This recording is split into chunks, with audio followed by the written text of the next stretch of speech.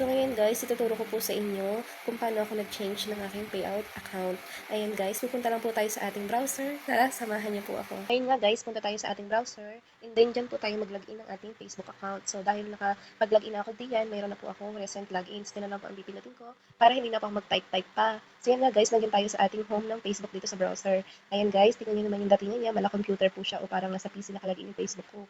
Gawa po yan ng desktop site po yung ating browser. So yun guys, para ma-desktop site natin siya, yung 3 dots lang pindutin natin, and then dito sa baba, andyan yung desktop site, dapat naka-check yan para mag-computer siya. So guys, para mag-proceed dito sa ating professional dashboard. Ayan, ma-loading talaga ha, pasensya na. So guys, next natin pindutin yung all tools. Next po yung payouts.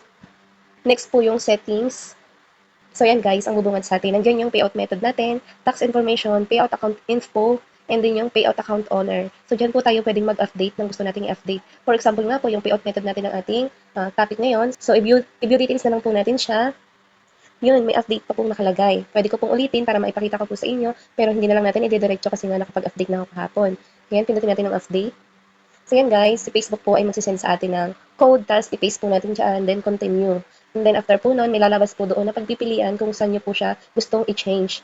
So yan lang po, don't forget to follow, like, comment, and share po ng ating video para marami po ang makapanood at na makapag-change din po sila ng kanilang payout account. Thank you!